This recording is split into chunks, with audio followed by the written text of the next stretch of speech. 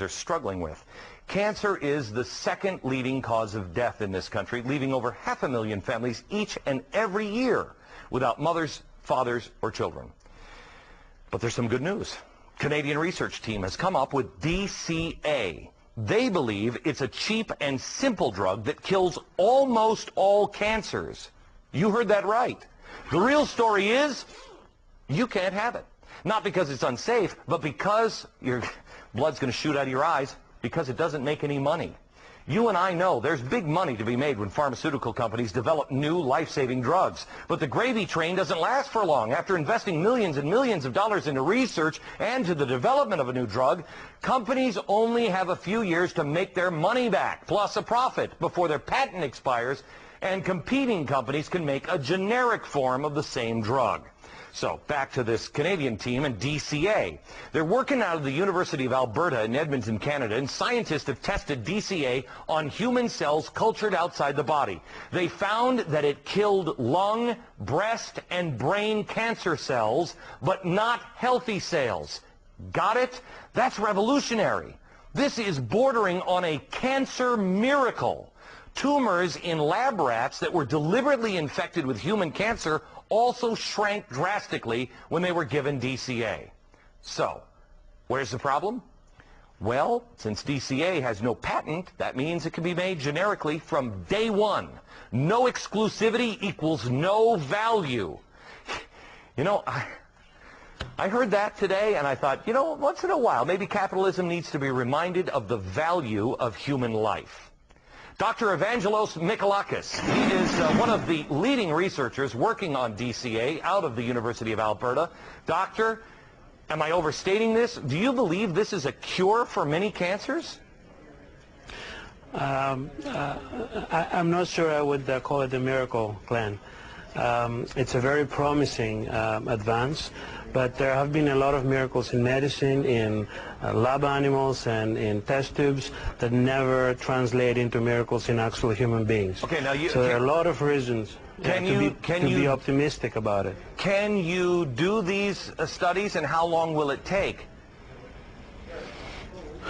We are about to start these clinical trials in human beings here at the University of Alberta, and we think we'll be starting somewhere in the next couple of months.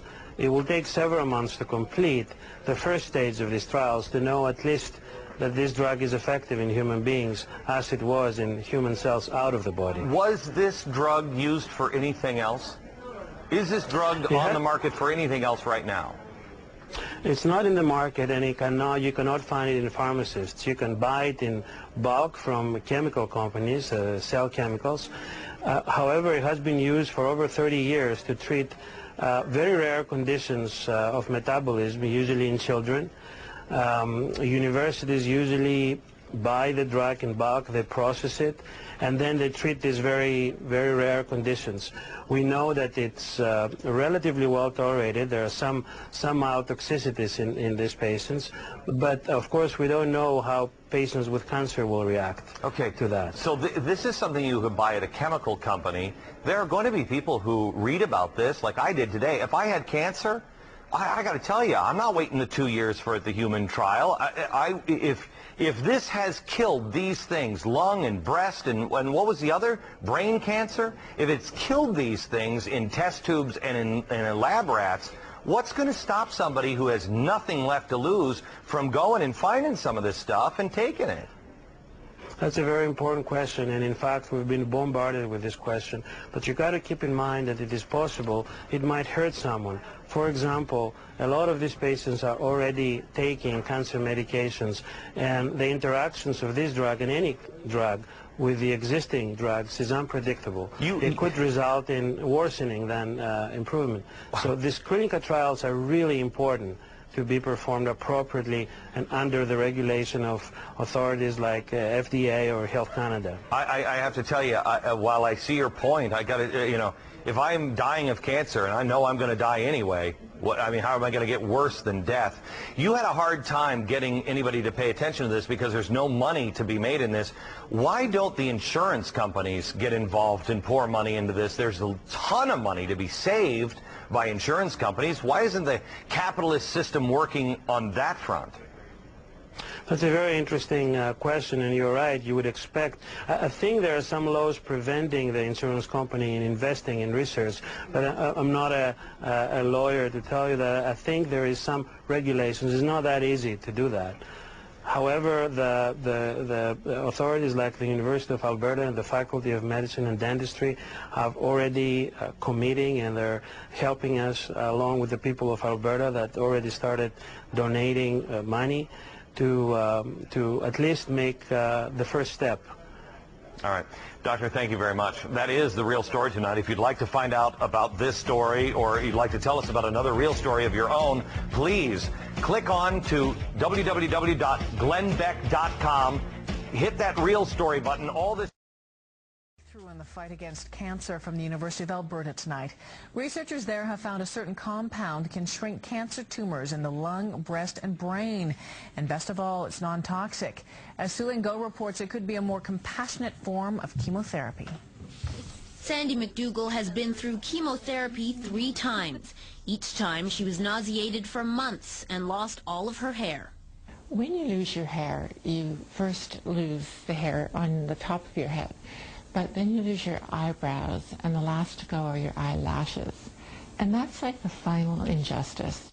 Rather than be bald in public, this breast, liver, and brain cancer survivor wore wigs. She believes chemotherapy is especially hard on women. We put so much credence in our hair and the way we look, and to not have it, or to have it look unnatural, was the hardest part for me. But U of A researchers may have found a kinder, gentler cancer treatment. Unlike traditional chemotherapy drugs, dichloroacetate, or DCA, kills cancer cells only and doesn't affect healthy cells. When you take chemotherapy, you get nauseated because the drug kills the stomach cells, or your heart dysfunctions because you kill the heart cells, or your skin, or you lose your hair. None of these things appear to be affected by the DCA. The team implanted human lung tumors in live rats, taking photos inside this special scanner. Then the rats drank a DCA solution.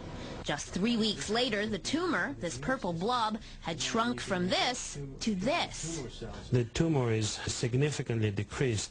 Decreased by up to 70%, with no negative side effects for the rat. Dr. Evangelos Mikolakis explains cancer changes a cell's metabolism, making it resistant to death. By restoring normal energy production with DCA, the cancer cell can be killed and healthy cells untouched. It appears to hit a sensitive nerve in cancer, a fundamental trick that cancer does to stay alive. Sandy says chemotherapy without nausea and hair loss sounds almost too good to be true. Something like this would be the most fantastic thing ever. And if she ever does have to go through cancer treatment again, she'd be thrilled to keep her wigs in the closet. It would just be such a joyous thing for an oncologist to tell a woman that you're not going to lose your hair. For Global News, this is Sue Lingo reporting. The drug has passed stage 1 trials, but researchers have yet to try it on cancer patients. They're now in the process of securing public funding, none from drug companies, so the drug can be available inexpensively, and they hope to start mass clinical trials within the next year.